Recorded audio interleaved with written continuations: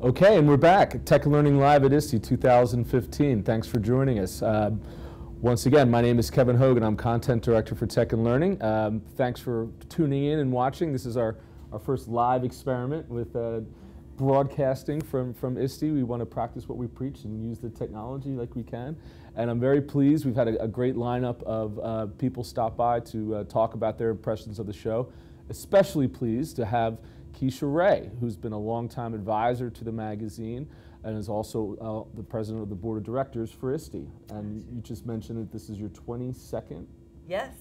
So you started coming when you were 3? I did. I was just a baby. My mom had me in the carriage. It was awesome. Well, it's exciting. We were just talking about it. I mean, the energy of the show has just really been great. What are your impressions been in comparison to years past? Well, I think that everything, just like technology, everything has been an evolution. But at this show in particular, there's a really positive energy and a good vibe going. Our keynotes have lined up with our sessions, have lined up with the energy that's going on the floor.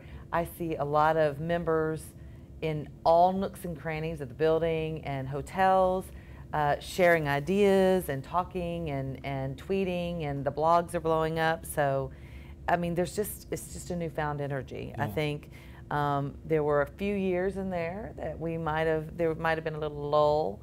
And I feel like over the past 3 years, we've really brought the energy back, and I think this year, I feel like it's a home run. Yeah, that's great.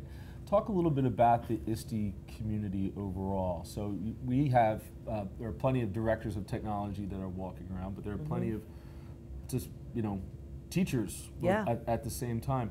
How has that changed in terms of the influence that teachers have on the implementation of technology in schools? Have you seen that be a change? Yes. Well, I mean, for the community that is ISTE, I think we have teachers, we have parents, we have principals, we have central office people, superintendents, CIOs, CAO, we have everybody. Yeah. We have children. Yeah. We have a lot of students out there on the floor. So we have a whole lot of people included in the community. I was just at a booth before I came in here, and there were conversations going on with children playing on some of the apps that were out. There were teachers asking questions. There was a superintendent in the booth asking questions. There was a chief academic officer in the booth asking questions that was with another district that overheard the superintendent and thought, hey, if that superintendent's asking questions, I can kind of ease in that conversation. Right. And it may work for my district. And then we were in the, in the booth, the old retired lady here. Right. But, I think that there are multiple dimensions to having purchases approved in districts now.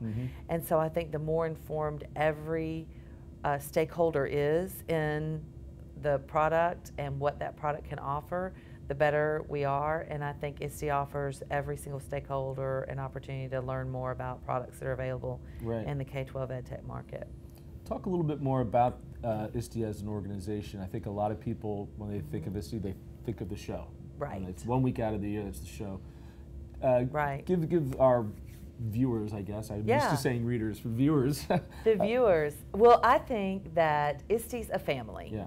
And we're a family of really passionate, almost overly passionate ed tech geeks. And so what I think of ISTE as, ISTE the conference, is a family reunion. So all through the year, you're going to email with your family, you're going to text, you're going to check social media to figure out what your cousin's doing or whatever. But then once a year, you come together for the family reunion.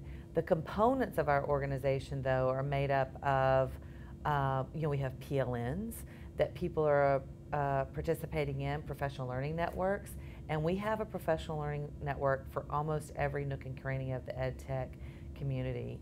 We have affiliates that are aligned within our states, and you can become a member of your affiliate and therefore become connected to ISTE and then become a member of ISTE. And then we have individual members that just kind of happen upon us and use our professional services. We have a lot of professional services outlined on our website and available through our EdTech Hub. and they lock into that resource and find that it's a very valuable resource, and then they come to the conference to meet us in person. So I think we have, you know, for 11 and a half months, we have this virtual experience with one another as this extended family. And then when we come here, it truly is a family reunion. It's great. That's great. Well, one more question. I know that you're finishing up your tenure, right, on the board. Can you talk a little bit about how that feels and what's next? Yes. Well, it feels sad and lonely, but there's great people. The board, the ISTE board, is just such a phenomenal body of people, and so committed to the cause that is ISTE and the members that represent ISTE. And so we have 12 members on the board. We have some seats up for nomination, and that will be coming out in August, so be sure to look for that. My term ends in December, and then in January, Matt Harris, who's from Singapore, and he's moving to Indonesia, he will be taking over the seat of the board. And then I'll remain on the board for 1 year as past chair. He's our very first international placed chair. Okay. So that's going to be interesting to be part of. Yeah. Well, once again, thanks for stopping by. We really Thanks appreciate it, me. and good luck for everything in the future. Thank you so much, thanks. Kevin.